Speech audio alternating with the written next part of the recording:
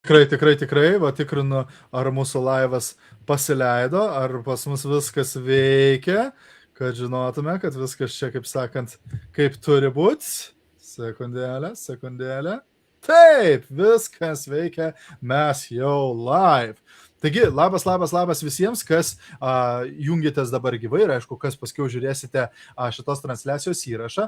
Ir aš manau, ši transliacija tikrai bus įdomi ir naudinga, nes daugelis iš jūsų sekate šitą Remigiją, bet kas ta Remigija?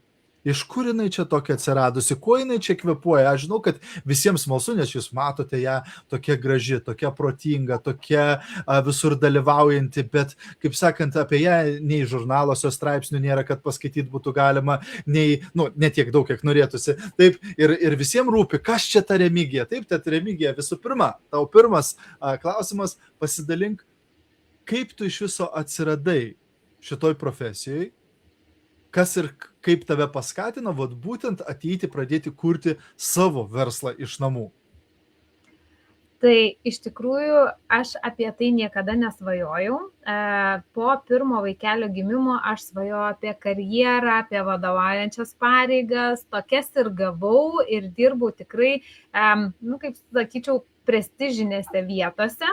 Tačiau atėjo momentas, kai atėjo ir nuovargis nuo to per didelio darbo ir, aišku, pradėjo šlubuoti sveikata. Nors aš buvau ganėtinai jauno amžiaus, bet aš jau turėjau lėtinį nuovargį, su tuo automatiškai atsirado ir nervinės sistemos išsekimas, ir būdavo, kad savaitgalis aš nenoriu lipti iš lovos, nes atrodo, man reikia atsimegoti, bet atsimegoti neišeina, nes pirmadienis, antradienis ir vėl, kaip sakant, miego trūkumas ir vėl išsekus, pavargus, niekaip nesusirenku savęs. Tai va čia buvo realiai mano tas pirmas toksai atsisukimas, kad reikia kažką daryti, nes jeigu taip ir toliau, aš toli nevažiuosiu. Tai aišku, bandžiau kažkokių ten ieškoti būdų, niekas man nepadėjo, kol galiausiai neįsidarbinau į vieną įmonę ir mano kolega pamatė, kad kažkokia pavargus esu. O tuo metu kaip tik buvo beprotiškai daug darbo, nes aš labai norėjau laimėti kelionę į New Yorką. Nes buvo toks konkursas įmoniai ir 5 geriausi įmonės darbuotojai iš Lietuvos būtent išsiunčiami. Tai man buvo didžiulė motyvacija, dirbau tikrai ilgas valandas, nežiūrėdama savęs, nežiūrėdama, ką valgau, žodžiu. Ir jisai sako, gal nori maisto papildų, tiesiog atgauti energijai. Sakau, jau duok bet ką, nes sakau, kiek ko visko bandžiau, man niekas nepadeda, tai sakau, pabandysiu ir tavo. Ir, kaip sakant, ar tai stebuklas, ar sutapimas, bet jie suveikė. Tie produktai suveikė ir gavosi taip, kad aš vartojau tik tai 3 mėnesius ir aš laimėjau kelionę į New Yorką ir jutaus beprotiškai gerai, energingai ir tai atrodo ir nervinė sistema jau atsitaisė, jau noriu gyventi, noriu jau daugiau visko. Ir kai praėjo tie 3 mėnesiai, kažkaip dar buvo gerai ir po to vėl taip važiuot pradėjau į apačią. Tai metus laiko vėl ieškojau, nenorėjau pripažinti, kad tikrai čia šitas produktas man padėjo, galvojau, čia sutapimas, čia pavasaris, čia tas, čia saulė šiais pradėjau, už tai man čia viskas atsigavo. Ir iš tikrųjų tie metai mane tokį vėl atgal į dugną nuvedė. Tai sakau, reikia skambinti kolegai ir prašyti dar, pasirodo ten ne kažkoks placebas, o tikrai veikiantis produktai. Tai aš jam paskambinau, jisai su mama atvažiavo pas mus į svečius, užvaišino mano vyrą ten arbata, man atvežė, ko aš norėjau.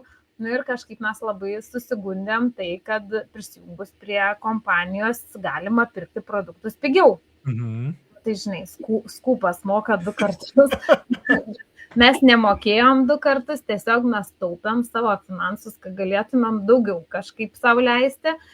Ir pradžiai pradėjom tiesiog vartoti produktus dėl mano sveikatos, paskui vaikam pradėjau duoti, žiūriu, kad viskas veikia, viskas eina tik į gerą pusę ir nėra taip, kad krisčiau atgal, tai žinai, kilimas į viršų. Ir po kažkiek laiko mes gavom išmoką. Už ką čia? Nesupratom, ta prasme, už ką, kaip čia, kokie čia pinigai. Ir tada pradėjom domėtis, kas čia yra per reikalas ir ką čia galima padaryti. Tai vat, ir viena diena tokia buvo apsisprendimo, kad vis dėlto gal davai darom mes šitą veiklą kartu su vyru ir bandom iš čia uždirbti pinigų. Tai iš pradžių kaip ir darėm, bet kaip ir aš dar kitur dairiausi. Bet po to, kai nuvykau vieną tarptautinę konferenciją kompanijos ir pamačiau žmonės ant scenos, kurie 50 metų kompanijai, kurie ten 40 metų kompanijai ir kaip jie atrodo ir jie visą laiką vartoja tuos produktus, man buvo kažkoks wow, kosmosas toksai ir galvoju, aš irgi taip noriu atrodyti, kai man bus 80, aš irgi noriu tiek energijos turėti. Ir sakau, reikia čia rimčiau imtis šitos veiklos ir viskas. Ir atėjo tas apsisprendimas ir dabar tai yra mano pagrindinė veikla, kurią aš mėgaujuos kiekvieną dieną. Jėga, iš tikrųjų, visų pirma, labai gerai, kaip tu, žinai, pasidalinai, kad, žinai, kiek daug žmonių paaukoja sveikatą tam, kad uždirbtų pinigus, o paskui yra pasiruošę paaukoti visus pinigus, kad tik sveikatą susigrąžinti. Taip, tai kaip dažnai žmonės dirbdami savo karjerose, darbuose ir panašiai, aukoja viską vardant to darbo, vardant tos karjeros, nesuprasdami, kad paaukoja patį brangiausią turtą.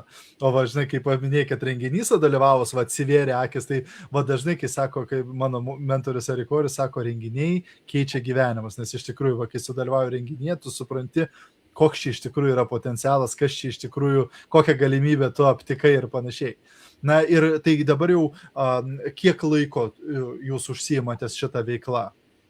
Realiai kompanijų esam nuo 18 metų, tai 9 metai eina, tai 9 metus, kaip sakant, jaučiamės gerai, o taip tikrai jau veikla užsiemam tai realiai nuo 20 metų.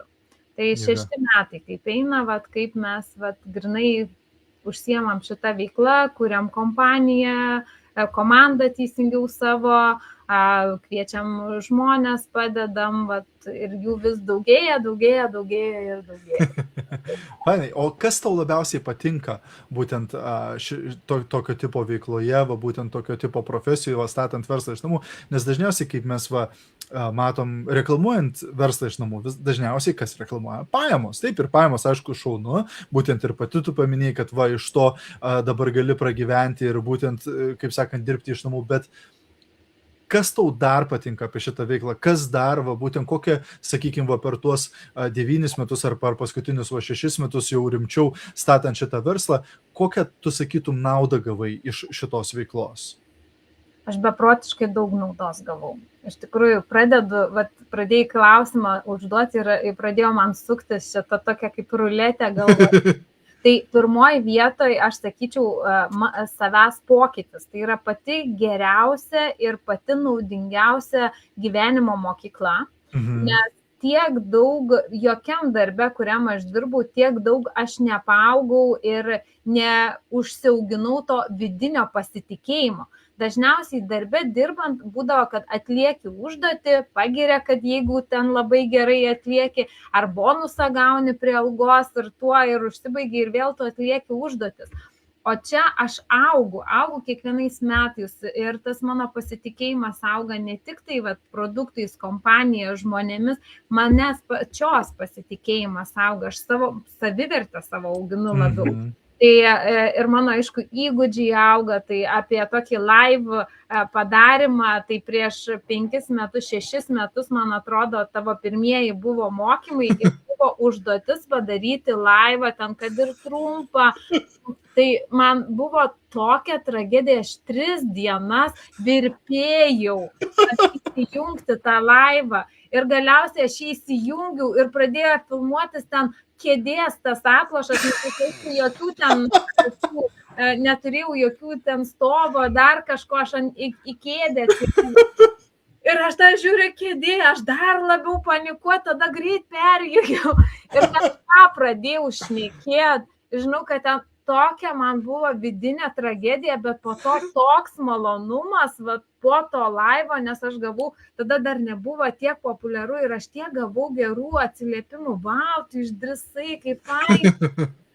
Ir tas toks augimas, va, vidinis, dabar atrodo, aš įsijungiau, kaip ir man kalbėti per kamerą, man viskas yra gerai. Aš dabar šiais metais save auginu, būtent kalbėti viešai ant scenos. Tai mano dar kita baimė, bet aš einu per tai, aš kažkokiu būdu nežinau, kaip sugebu neparodyti, kad bijau, bet žinau, viduj virpu, bet kiekvieną kartą vis tiek einu, tik tai manęs paklausia, ar gali kalbėti, taip galiu ir drebanti visą einu kalbėti, kad tik tai persilau šitą baimę. Tai va šitaip aš auginu, nes aš to noriu, nes man tai teikia malonumą, bet kažkokie vidiniai kūno tokie yra. Šiaip apskritai žmonės, kurie atėjo pas mane į gyvenimą, aš niekada nebūčiau sutikus tokių žmonių, jeigu ne šita veikla. Aš nebūčiau, tarkim, keliavusi į Islandiją pas savo naują draugę, darius ten pristatymus, jeigu ne šita kompanija. Mes grinai per ją susipažinom, jinai gavo rezultatą ir norim plėsti dabar plačiau, ne tik tai Lietuvoje, mes galim visam pasaulyje keliauti ir plėsti. Šiaip finansai man šitoje veikloje reikalingi, nes vis tiek sąskaitas kažkas turi apmokėti, bet vis tiek didžiausia motivacija tai yra, kai, pavyzdžiui, kaip sakau, pas gydytojus dažnai ateina žmonės spręsti problemų, išrašo receptą. Ir jeigu jie pasveiksta, retas, kuris grįžta pas gydytoją ir pasigiria, kad man padėjo, kaip faina. Pas mane grįžta praktiškai ten 90% žmonių, kuriems aš padedu. Ir man tai yra didžiausias kaifas būti, padėti tiem žmonėm ir matyti tą pokytį jų gyvenimuose. O jeigu ten apskritai pasikeičia tie gyvenimai į visiškai gerą pusę, man yra kažkas wow, tai čia yra mano didžiausia motivacija. Jėga. Iš tikrųjų, kaip tu sakai, žinai, kažkas yra pasakęs, tinklinio marketingo verslas, tai yra saviugdos kursas užmaskuotas kaip verslas, taip? Nes čia būtent tik tai augdami mes būtent vis pasiekėme daugiau ir tampame geresni žmonės to pasiekoje, kaip amžinatelis Jim Rohn sakydavo, užsibrėžk tikslą tapti milijonieriumi, ne dėl pinigų, sako, pinigus paskui gali atiduoti labdarai, bet kokiu žmogumi tu tapsi, bedirbdamas tuo, kad taptų milijonieriumi. Taip, tai žinai, dažniausiai, pavyzdžiui, galbūt samdomam darbe, tai kai sako, pasinaudoja darbdavys tavo jau esamomis žiniomis, ką tu esi sukaupęs, išmokęs tenai universitete ir panašiai, tai pritaiko tavo žinias, kad, kaip sakant, uždirbti iš tavęs, taip, o versle būtent tu kaip tik tave skatina augti ir tobulėti, nes kuo tu daugiau išmoksti, sužinai, įgyji žinių, tuo daugiau tu gali augti. Ir iš tikrųjų yra tiek daug tų kitų naudų, kurias mes matome tinklinio marketingo versle, ne tik tai pajamos. Taip, kai sakau, pinigus uždirbti šiais laikais galima daug kur. Taip, gali susirasti darbą, susirasti antrą darbą, trečią darbą ir uždirbsi ten tų pajamų. Bet neturėsi laiko, nematysi šeimos, neturėsi kitų, atsiranda kiti, kaip sakant, minusai arba pliusai tinklinės rinkodaros arba verslo iš namų, kurių galbūt negauname paprastam samdomam darbe ar panašiai. O sakykime, pertrauksiu, čia yra irgi labai svarbu tinklinė marketingė, kaip sako, dirbi iš namų, bet čia turi irgi žmonės gali čia dirbti, turintis discipliną kažkokią, turintis įsipareigojimą savo, nes jeigu aš tai pagalvoju, realiai aš jau 7-8 metai kaip nedirbu, kaip sakant, samdomam darbe, ypač vadovaujamose pozicijose, tai jeigu pradžioj man buvo toks, tai aš kada noriu, tada kaip noriu, taip darau ir po to mėnesio gale žiūriu, kad kažkaip nesueina, tai kai atsiranda tas toks įsipareigojimas pats savo, ką aš noriu padaryti ir ką aš darysiu kiekvieną dieną, kad ir ten tą patį pusvalandį ar ten valandą, bet vis tiek turi daryti. Netgi man, kai buvo juodas periodas, toksai kažkoks ten planetų susijungimai, vis tiek pas mane buvo sistema, ką aš privalau daryti kiekvieną dieną. Taip, tai labai teisi čia 100% ir retas, kuris apie tai, žinai, kalba, nes iš tikrųjų, žinai, daugelis žmonių nori iš samdomo darbuotojo tapti verslininku, bet iš tikrųjų iš samdomo darbuotojo tampa bedarbiu.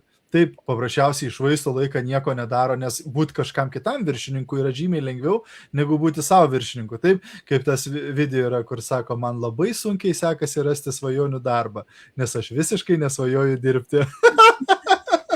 Tai kai sako, aš noriu dirbti, kada aš noriu, tai reiškia, aš nedirbsiu tada visai, nes daugelis visai nenori niekada dirbti. Tai iš tikrųjų, va, ta savidisciplina, tas pastovumas, tas sugebėjimas save, kaip sakant, sudėlioti, kaip sakant, į rėmus, yra labai labai svarbus elementas, norint dirbti savo. Ir kaip tu sakai, mes visais laikais sakydom dirbti iš namų, bet šiandien jau net nebedirbti iš namų, iš tikrųjų dirbti iš bet kur, iš telefono realiai dirbti, taip, nes kai aš pradėjau prieš 15 metų tinklinio marketingo versle, tai nebuvo nei Facebooko, nei Instagramo, nei TikToko, ten apskritai tokio darbo internetu nelabai dar buvo konceptas išvystytas realiai, mes dirbdom, kai sakau, ant žemės, eidavom į gatvę ir ieškodom tų žmonių ir panašiai, taip, tai būdavo tas, kad va darbas iš namų, bet šiandien aš galiu būti Anglijoje, aš galiu būti Kiprė, aš galiu būti Lietuvoje, aš galiu būti Turkijoje atostogose, jeigu aš turiu telefoną ir internetą, aš galiu uždirbinėti pinigus. Kas iš tikrųjų dar vienas yra didžiulis privalumas. Aš atsimenu,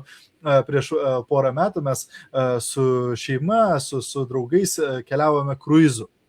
Ir plaukėme iš Majamio, išplaukėme ir plaukėme per Jamaiką, per Meksiką, per Bahamus, tenai daugybę vietų aplankėme ir galiausiai grįžome atgal į Majamį ir dar važiavom su automobiliu paskui per pusę Amerikos. Ir daugelis ten šeimos narių ir draugų, kurie dalyvavo, mūsų ten buvo virš 20 žmonių tose atostogose, ir daugelio iš jų pajamos ne tik, kad realiai jie išleidžia pinigus, bet jie ir neuždirba nieko tuo metu, kol jie atostogauja. Taip, reiškia, jų pajamos sustojo ir jie dar išleidinėja pajamas kiekvieną dieną. O man buvo toksai geras bingo momentas, kad aš plaukiu tame kruize ir man kiekvieną dieną krenta pinigai. Mes važiuojam per Ameriką ir man kiekvieną dieną krenta pinigai. Taip, tai reiškia, nesvarbu net kur aš esu, mano pajamos nesustoja.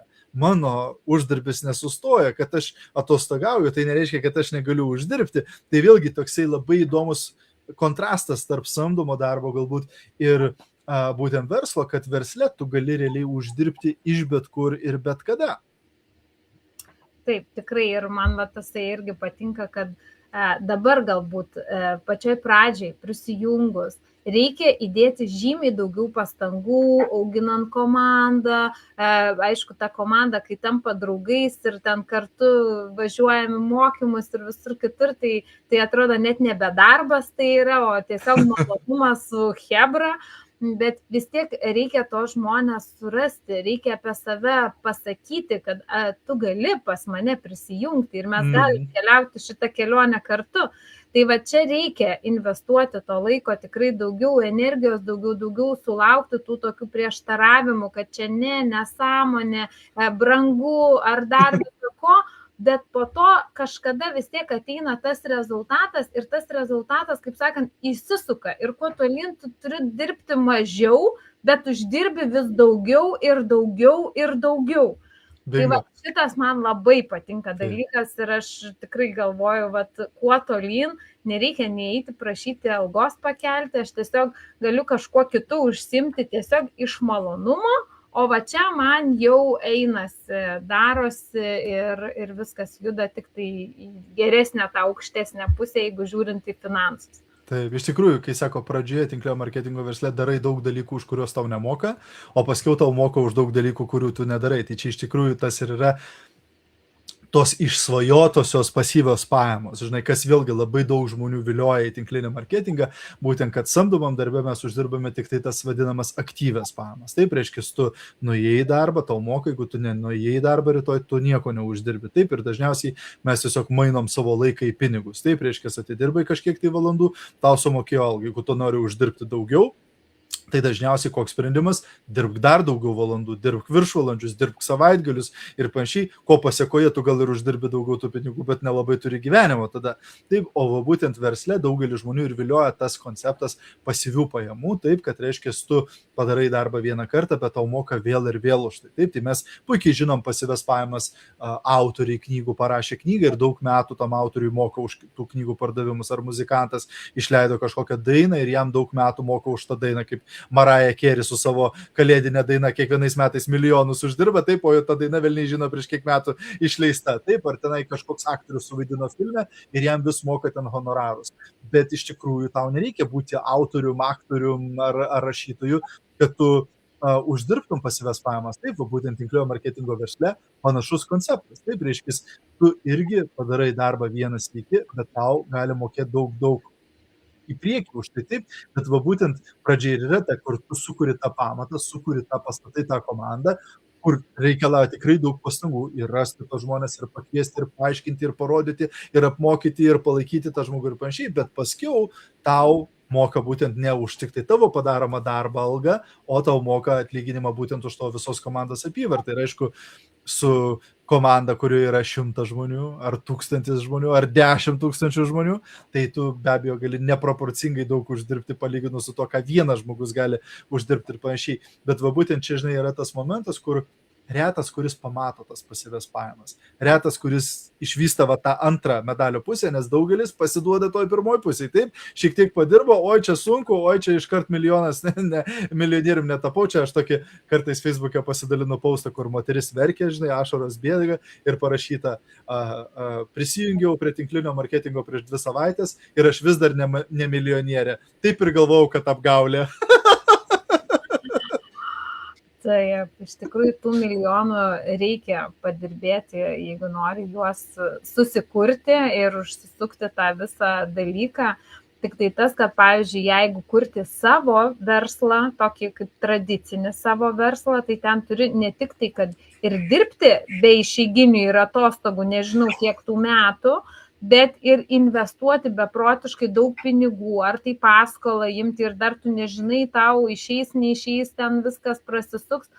Tinklinė marketingė, bent jau pas mus, pavyzdžiui, kompanijai, tai yra minimalus mokestis prisijungti, tai realiai nuėjus į parduotuvę krepšelis maisto brangiau kainuoja negu prisijungimas čia ir jau turi galimybę savo susikurti papildomą pajamų šaltinį arba kaip man kažkada tapusi pagrindiniu netgi pajamų šaltiniu. Iš tikrųjų, žinai, kartais žmonės nelabai supranta, ant kiek tinklinis marketingas lengvai leidžia žmogui pradėti verslą.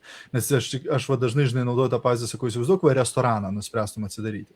Tai įsivaizduok, tau reikia visų pirma patalpas išsinuomoti. Taip, tos patalpos, nieks tau nenuomoja patalpų mėnesiui komercinių. Taip, dažniausiai tu pusė metų ar metam laiko turi įsipareigoti tas patalpas išsinuomoti. Tada tau reikia susipirkti visą įrangą. Taip, virtuvė, ten stalai, kėdės ir taip toliau. Tada tau reikia nusamdyti personalą, taip, virėją, padavėją, barmeną, tentaną. Tada tau reikia supirkti visus produktus. Taip, reiškia, jau tu esi minus, velniai žino, keliasdešimt tūkstančių ar kelius šimtus tūkstančių, tu dar nepradėjai nieko uždirbti, nes nieks net nežino apie šitą restoraną. Tada tau tą restoraną reikia išreklamuoti, tai tau reikia mokėti už reklamą radijai, televizijai, ten laikraščiuose, lankstinukus išbarsyti, per socialinę mediją varyti reklamą, kad iš jų žmonės sužinotų apie tą restoraną. Ir kaip tu sakai, dirbsi 12-16 valandų per dieną, pirmus 5 ar 10 metų, kad 0 pasiektum.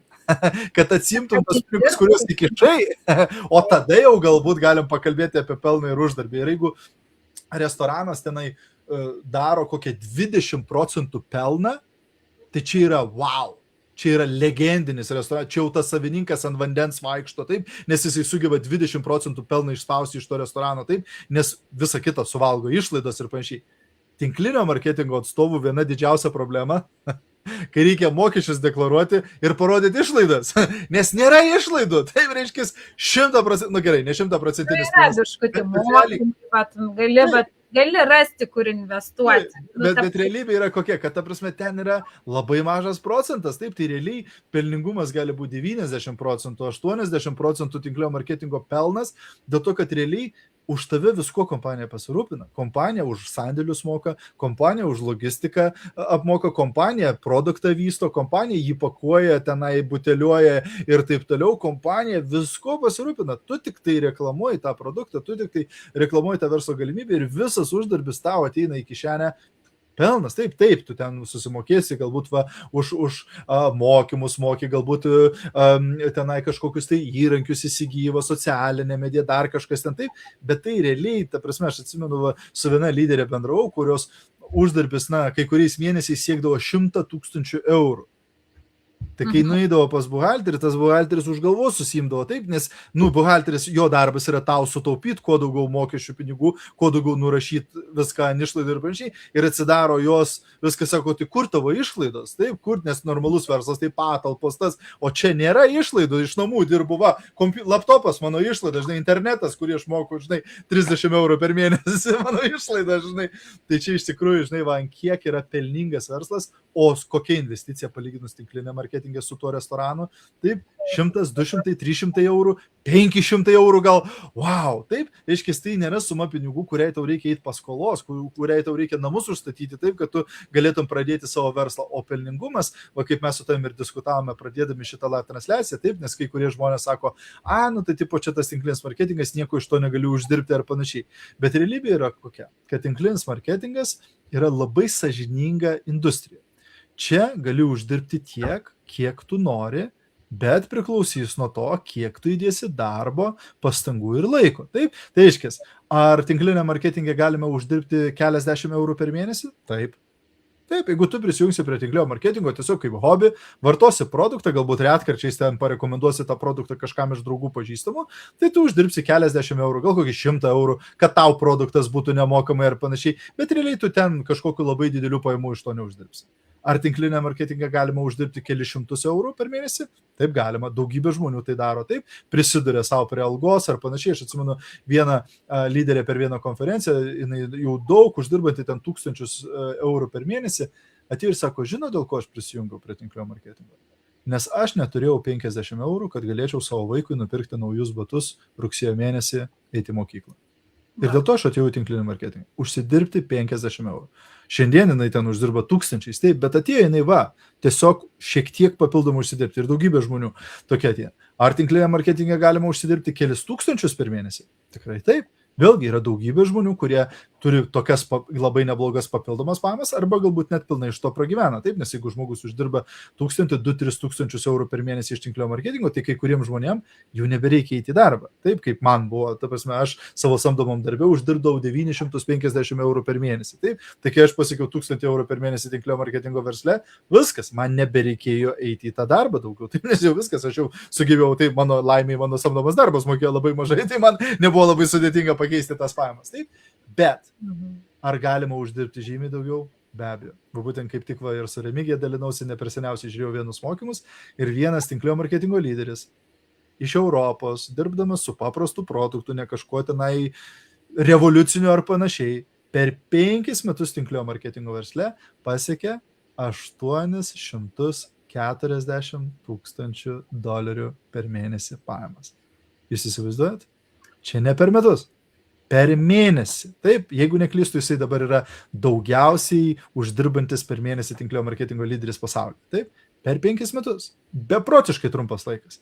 Taip, ir pajamos, wow, kažkam pasvajot. Kažkas per 10 metų tiek neuždirbs, kiek jisai uždirba per mėnesį. Taip, bet. Jisai įdėjo velniškai daug darbo. Labai daug pastangų. Paaukojo labai daug, kad sukurti tą rezultatą. Taip, tai reiškia, visą laiką pajamos atitiks mūsų pastangas. Kaip aš sakau, nori nestandartinių pajamų, turėsi įdėti nestandartinių pastangų. Darysi minimumą, gausi minimumą. Labai viskas atitinka. Kaip aš tokį dažnai sakau, juokelį sakau, jeigu apsimetinėsi, kad dirbi, tai tavo tinklinio marketingo kompanija apsimetinės, kad tau moka. Bet žinai, man tas darbas, sakau, yra neprilygsta tam darbui, kurį iš tikrųjų, tarkim, kažkur tai reikia dirbti, o čia yra toksai susitinki, atsigėlė arbatą, susipažįsti su naujais žmonėmis, kažkur tai išvažiuoji kažkokius mokymus ir atrodo visada tokiam draugų būryje ir fainai leidi laiką. Ir tada gaunasi, kad nevargina jisai taip stipriai, kaip, kad, tarkim, kažkokių užduočių atlikimas. Taip. Aišku, nors aš pati prisigalvoju daug savo papildomų. Kiekvienas individualiai, kas nori, dar dirbti daugiau, nes mažai atrodo, galima prisigalvoti, bet iš tikrųjų čia tiesiog eini, susitinki, kuo daugiau žmonių bendrauji, su kuo daugiau naujų žmonių susipažįsti, o tai gali daryti bet kur ir tuo geriau seksis. Būtent, žinai, čia, kai sako, jeigu darai tai, kas tau patinka, tu nedirbsi nei vienos dienos gyvenime, žinai. Tai va būtent tas ir yra, kaip aš sakau, mes turime išmokti mėgautis tuo, ką mes darom. Kai sakau, jeigu tu statai savo verslą ir tau čia yra kančia, tau čia yra katorga, tai kažkas ne taip, tu kažką ne taip darai, nes iš tikrųjų turėtų būti malonumas. Taip, reiškia statyti savo verslą, tu statai savo imperiją, tu statai savo finansinę laisvę, tu statai savo pasyvias pajamas. Wow! Čia koks džiaugsmas, taip, nes kaip dažnai mes neįvertinam to, ar ne? Ne taip seniai buvo Sovietų sąjunga ir tu negalėjai turėti savo nuosavo verslo, tu galėjai kolūkį dirbti, taip, ar tenai valstybinė organizacija savo, jokiais būdais tu negalėjai. Šiandien yra šalių, kuriuose uždraustas internetas, kuriuose uždrausta socialinė medija. Taip, ir tu negali, kaip mes, paimi ir statai savo verslą naudodamasi socialinę mediją. Taip, kaip sakau, kai prieš 15 metų aš pradėjau, nebuvo nei socialinės medijos nieko panašaus. Šiandien aš turiu Reelsų, kuriuose aš įkėliau video ir tą video pamatė 800 000 žmonių ir man tai nekainavo nei cento.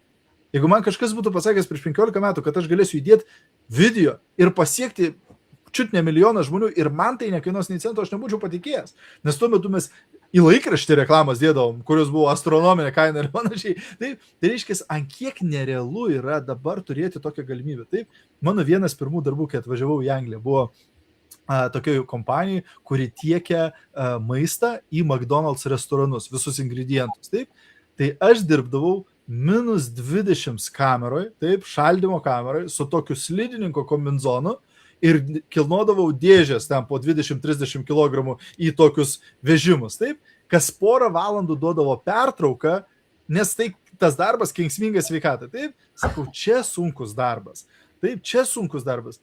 Dabar sėdėti prie telefono, Facebook'e, kalbinti žmonės, nueiti, kaip tu sakai, susitikti su tuo žmogum, išgert kavos ar dalyvauti mokymuose, taip, čia darbas mūsų, mums už tai moka pinigus. Taip, tai ant kiek yra nerealu, taip, bet žmonės dažnai, nežinau kodėl, gal čia tokia yra prigimti, žinai, žmogaus visą laiką skūstis, visą laiką ieškoti problemų, visą laiką ieškoti visur, kas negerai, žinai, ir jie patys savo apsisunkina, žinai, kad, kaip čia sunku, eik fabriką dirbti, eik dar kažkur, ar ten lengva, čia aš manau, yra kur kas lengviau negu fizinį darbą kažkokį sunku dirbti ar panašiai, žinai, tu sėdi namuose pas save, aš dabar sėdžiu namuose pas save, iš skirtingų šalių mes susijungę, šnekam ir panašiai, ir tai yra mūsų darbas. Wow, koks džiaugsmas! Taip, tikrai taip, iš tikrųjų labai faina, kad šiais laikais dabar galim iš bet kokios pasaulio šalies pasiekti žmonės, čia ir dabar, pabendrauti, ten galų gale dar kažkam dar susijungti, parodyti, pasidalinti. Iš tikrųjų dabar tokios didžiulės galimybės, kad tiesiog tik reikia tuo pasinaudoti ir daryti. Ir kaip tu minėjai pačioje pradžioje, kad, pavyzdžiui, tavo verslas dabar išsiplėtė į Islandiją, taip? Bet kažkas galbūt žiūrės ir sakys, bet aš tai nekalbu kitom kalbom, tai aš negalėčiau plėsti tarptautinio verslo. Bet realybė yra kokia, kaip aš visą laiką sakau, kokioj šaly nėra lietuvių. Tai aš tai ir dirbu tik su lietuviai. Apie ką ir kalba, kad jų visur yra. Ta prasme, mano komandoje kol kas dar užsieniečių nėra, ta prasme, su kuriais man reikėtų ten galvoti, kaip čia susikalbėti. Aš dirbu su lietuviais Islandijoje, Norvegijoje, Švedijoje, Danijoje, ta prasme, pietų vakarų Europoje, ten irgi yra tų žmonių, jų yra visur. Amerikoje galų gale ir ten yra lietuvių. Taip. Galima juos pasiekti ir su jais bendrauti. Taip, ir šiandien iš namų su savo telefonu, kompiuteriu tu gali statyti verslą, tarptautinį verslą, neišeidamas iš namų ir tavo verslas plečiasi ir po visą pasaulį tavo komanda ir tu uždirbi nuo visos tos komandos apyvartos. Wow. Aš atsimenu, kai pradėjau, mes būdavo ten iš pradžių Afrikoje bandėm statyti, tai viskas kaip brangu būdavo, ten skambinti, susisiekti, neįmanoma, interneto ten nelabai pas ką būdavo ir panašiai. O dabar viskas, kaip sakant, tau ant delno paduota, tik tai reikia noro ir kaip sakant, įdėti tam pastangų. Tai tarp kitko, jeigu žiūri šitą video dabar gyvai, arba galbūt žiūrėsi šito video įrašą Ir galbūt tu jauti, kad aš irgi daugiau norėčiau iš gyvenimo. Galbūt aš irgi turiu tą verslumo kaulelį savyje ir norėčiau išbandyti save. Galbūt tavęs netenkina tik tai tas samdomas darbas, kurį tu dirbi ir galbūt tu nori daugiau iš gyvenimo, daugiau pasiekti kažką, galbūt daugiau keliauti, daugiau laiko su šeima, galų gale uždirbti daugiau ir susikurti savo tą finansinę laisvę, kur nebereikėtų kiekvieną mėnesį jaudintis, ar užteks pinigų, ar neužteks pinigų, ar panašiai. Parašyk Remigijai žinutę.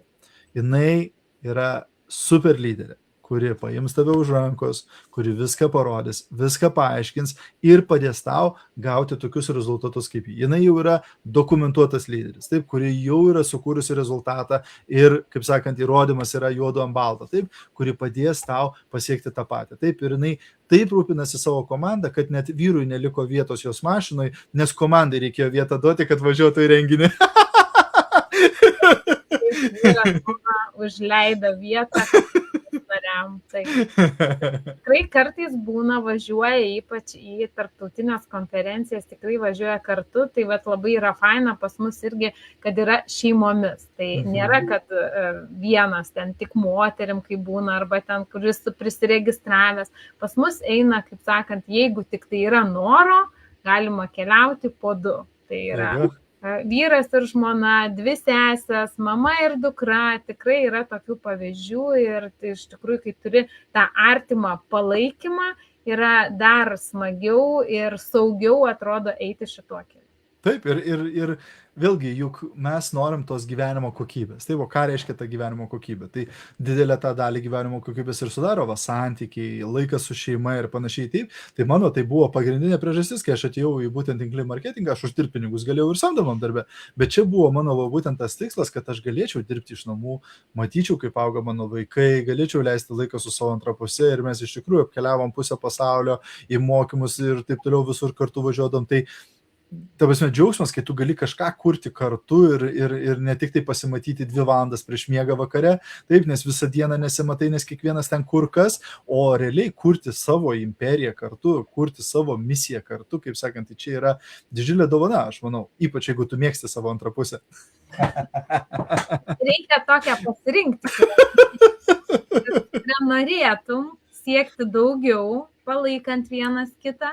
Ir tada ir tos kelionės visai kitokios gaunasi, be vaikų, be kažkokių įsipareigojimų, tiesiog kažkur nueini, paklausai konferencijos, į vakarėlį nueini, pasišoki, pabūni po to dviese, visiškai kitoks laikas. Taip. O kai važiuoji su komanda, tai jisai dar kitoks pasidaro, tai toks atrodo ištisinis vakarėlis, nesibaigiantis, nes visada yra su kuo pakalbėti, pabūti visi kartu, keliaujam, tai tikrai reikia pirmiausia tai patirti, kad pajausti, nes žodžiais realiai sunku tai apsakyti. Taip, iš tikrųjų, kai tu jauti, kaip mano mentorius sako, sako, dėl ko tu tai darai? Ir sako, aš iš Jim Rohno išmokau tą atsakymą ir aš sako tą patį sakau. Aš sako, tai darau dėl patapšnojimo per petį. Ką tai reiškia? Sako, vieną dieną kažkas ateis ir tau patapšnos per petį ir sakys, tavo dėka mano gyvenimas pasikeitė. Tu net neįsivaizduoji, kas atsitiko būtent tavo dėka, nes tu su manim pasidalinai šitų produktų, nes tu su manim pasidalinai šitą galimybę. Ir aš dažnai taip net susimastau, kai dėkoju Dievui už visas dovanas, kurias man gyvenime davė, tai dėkoju už tą žmogų, kuris pakvietė mus su Rita į verslą. Aš sakau, įsivaizduok, jeigu prieš 15 metų tas žmogus būtų pagalvojęs, jiem bus neįdomu. Ar jie ten nepakankamai turi pinigų, ar jie per daug sėkmingi, ar dar kažką, būtų susigalvoję kokią priežastį ir nedavę mums tos galimybės. Aš galbūt dabar vis dar dirbčiau samdomam darbę ir vis dar sudurčiau vos galą su galu ir vis dar nematyčiau savo šeimos. Ir man baisu pagalvoti, kur aš būčiau šiandien, jei ne ši industrija, jei ne ši profesija, jei man kažkas nebūtų davęs tos galimybės. Tai lygiai taip pat, kartais aš kaip bendrauju su žmonėm ir jie sako, oi, man gėda, man nepatogu, man nemalonu, ką čia apie mane pagalvos, kaip čia atrodys, jeigu aš čia kažką siūlysiu, kažką bandysiu parduoti, bandysiu kviesti žmonės į komandą, oi. Aš sakau, taip, dėl to, kad tu esi savanaudis. Žiūri jie į mane. Kaip tai? Paprastai, nes tu galvoji tik apie save šitame atveju. Tu galvoji, ką apie tave pagalvos, kaip čia atrodys, jeigu tave sukritikuos, jeigu tave pasiūs velniop, jeigu iš tavęs pasijuoks. Bet čia tu galvoji tik apie save.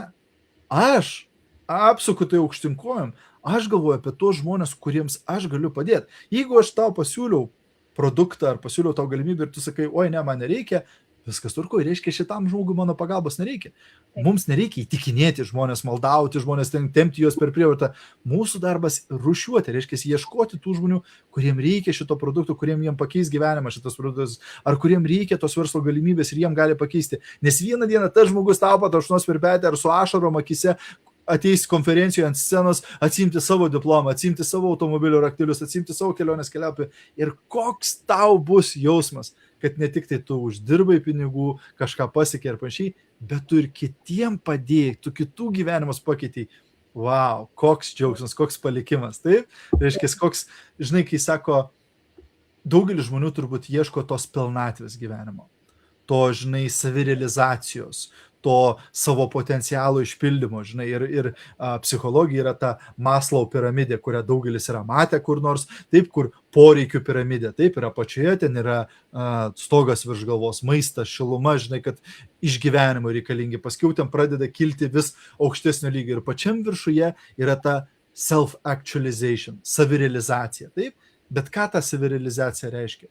Daugeliu žmonių tai reiškia du dalykus. Nuolatinis progresas ir jausmas, kad tai, ką tu darai, yra reikšminga. Tai prisideda prie kitų gerovės. Taip?